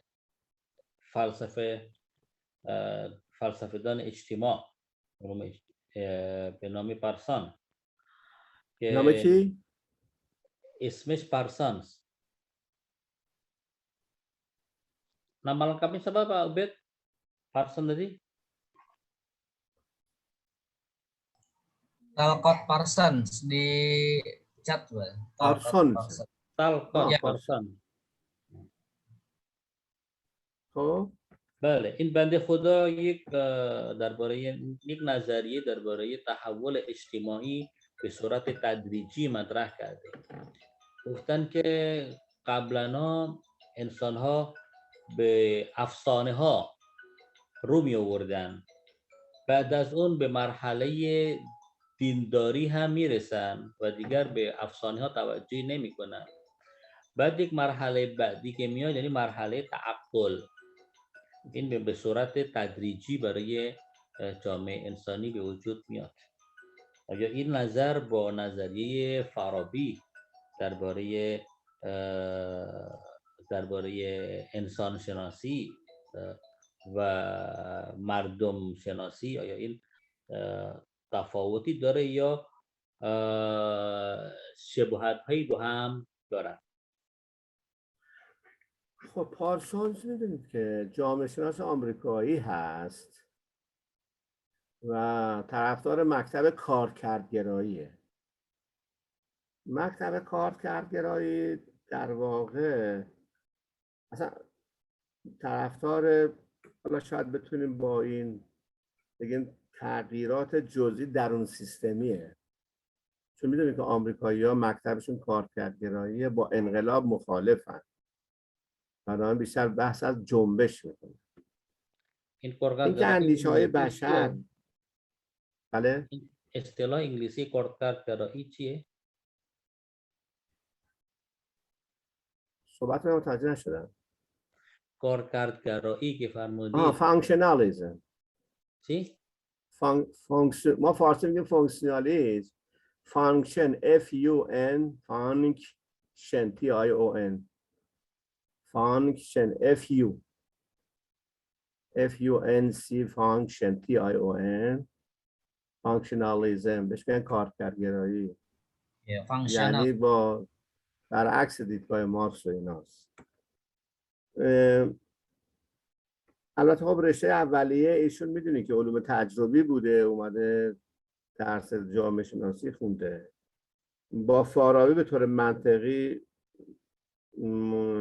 همسانی نداره، چون فارابی در مدینه چون اول اینکه مدینه فاضله نداره، فارابی مدینه فاضله داره. این به جهان ماورای ماده معتقد نیست، فارابی معتقده. نه، خیلی با هم دیگه مشترک نیستن. ممکن حالا کلمات مشابه داشته باشن ولی به لحاظ سیستم فکری نه. Antara Talcott Parsons dan Farabi tentunya kita bisa melihat ada perbedaan yang sangat jauh. Dari sisi bahwasanya Parsons adalah seorang yang tidak meyakini adanya kehidupan di balik kehidupan ini, dengan Farabi yang dia seorang yang beragama, orang yang taat beragama, sangat berbeda. Dan yang masalah perbedaan berikutnya, Farabi memiliki teori tentang Madinah Fadilah, sementara Parsons tidak memiliki Madinah Fadilah. Parsons adalah seorang sosiolog Amerika yang sebagaimana orang-orang Amerika umumnya, dia juga mengikuti pemikiran fungsionalisme yang meyakini bahwasanya segala sesuatu itu mengalami perubahan dari dalam dirinya secara perlahan. Dan ini tentunya pemikiran semacam ini sangat berbeda dengan pemikiran Karl Marx. Yang disampaikan oleh Parsons tentunya saya katakan tidak ada kesamaannya dengan apa yang disampaikan oleh Farabi. مثلا کنم که برای کتاب اگر آقای چیز راضیه که ما بحث ادامه بدیم. یک سوال دیگه هست که از خانم لیز فاطمه. اشکال نداره، بفرمایید. خانم لیز فاطمه یک سوالی در چت نوشته، میگه که آیا فارابی و نصرالدین یعنی مخاجر نصرالدین طوسی در زمان حیاتشون وارد دستگاه حکومتی شدن و نسبت به طرز تفکر و سیاست‌های دستگاه حکومتی یک اعمال نفوذ بکنن یا بر راه اینا هم مثلا یک راهنمایی میکنن یا نه؟ حالا فارابی که فکر نمی‌کنم خیلی، ولی خواجه نصیری شرایطش متفاوت بوده، چون میدونید که مغول‌ها حمله کردن به ایران و ایشون قبلا توی اونجایی که اسماعیلیه بوده به حساب اونجا پناهنده بوده. بعد از اینکه مغول مسلط شدند نیازمند دانشمندانی بودند که در واقع جامعه را که به اون بحران رسیده بود نجات بدن. برای خواجه نصیر تونست کارهای علمی زیادی رو انجام بده. میدونید که فارابی از کسایی بود که دانشمندایی که ایران رو ترک کرده بودن برگردوند، براشون مقرری به لحاظ حقوقی براشون وضع کرد و تونست کارهای در واقع در مورد کارهای علمی زیادی انجام داده. ولی آیا این که تأثیر داشته؟ حداقل فکر کنم این که مغول‌ها رو از اون حالت وحشیگری آدمشون کرده بود، اون کار خیلی مهم. Ya, kalau mengenai Farabi, saya tidak menemukan adanya informasi atau data yang menunjukkan bahwa Farabi terlibat dalam pemerintahan dan mempengaruhi para pengambil kebijakan di tempat dia berada atau di kalangan penguasa. Tapi kalau Nasiruddin At-Tusi memang ada. Kondisi kehidupan kedua pemikir ini sangat jauh berbeda. Nasiruddin At-Tusi hidup pada zaman suku atau bangsa Mongol menyerang negeri Persia, menyerang negeri Iran, menyerang Irak dan yang lainnya. Negeri-negeri Islam dijajah dan diserang oleh orang-orang Mongol. Nasiruddin At-Tusi melihat berada pada zaman seperti itu. Dan orang-orang Mongol ketika mereka menyerang negeri-negeri Muslim, menyerang Iran dan Irak itu, lalu kemudian mereka setelah menguasai negeri-negeri itu berpikir bagaimana bisa mengendalikan negeri-negeri ini. Mereka membutuhkan para pemikir dan para tokoh ilmuwan-ilmuwan yang bisa memajukan negeri-negeri itu. Dan Nasiruddin kemudian Khaja Nasir bekerja sama dengan mereka dalam upaya pertama mendatangkan para ilmuwan dan para pemikir yang sudah terlebih dahulu lari menyelamatkan diri dari negeri yang diserang oleh Mongol. Mereka didatangkan oleh Nasiruddin, oleh Khaja Nasir, dan kemudian juga berkat bantuan mereka dan di bawah kepemimpinan dari Nasiruddin Tusi, kemudian tercapailah kemajuan ilmu yang sedemikian pesat di zaman itu. Nasiruddin At-Tusi memberikan kepada para ilmuwan itu gaji yang tetap sehingga mereka bisa mengembangkan keilmuan mereka. Banyak hal yang dilakukan oleh Khaja Nasiruddin At-Tusi dan salah satu hal yang terpenting yang dilakukan oleh Khaja Nasir adalah bagaimana beliau berhasil menjadikan bangsa Mongol yang buas itu menjadi lunak dan bersikap dan tingkat kebuasan dan keberingasan mereka bisa ditekan sedemikian besar oleh Khaja Nasir, dan ini adalah sebuah keberhasilan yang sangat besar yang dicapai oleh beliau. خب کلاس امروز من رو به پایانه چون زمانش هم خیلی گذشت. کلاس بعدی انشالله دیگه بحث ابن خلدون رو شروع میکنیم. من الان تو ذهنم اومد که کتابی که بهتر شما بخونید چون هم فارسیش هست هم انگلیسیش کتاب ابن خلدونه. مقدمه ابن خلدون به فارسیش 2 جلدیه، انگلیسیش 3 جلدی هست که فکر کنم کامل‌تره. اگر علاقه من بودی بهترین کتاب فکر کنم مستند هم فارسیش هست هم انگلیسی. کتابای دیگه الان دم دستم به ذهنم نمیاد که هر دو شکلش باشه که شما راحت باشید. و کتاب خیلی مستند خوب، هم دنیا ابن خلدون رو میشناسن، هم استفاده کردن ازش اروپایی‌ها، هم اروپایی هم بهش میگن همه جامعه شناسیم، یعنی ابن خلدون قبل از ما. Ya, kelas kita hampir berakhir, waktu kita juga sudah tinggal sedikit.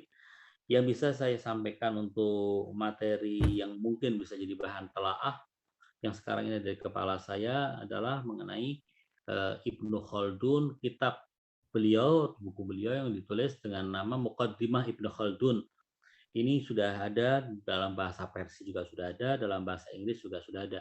Dalam bahasa Parsi terbit dalam 2 jilid, dalam bahasa Inggris terbit dalam 3 jilid, dan ada yang menerbitkan juga dalam 4 jilid.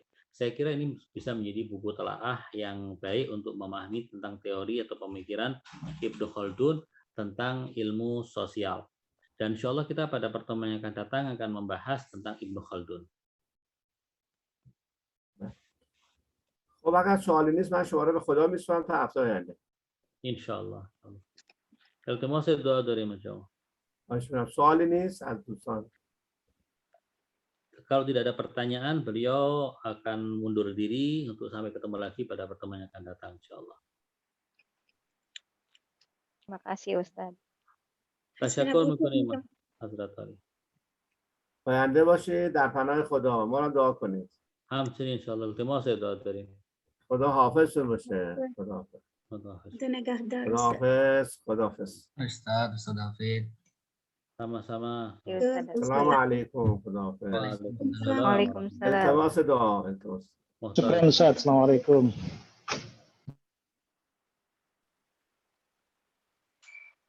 Saya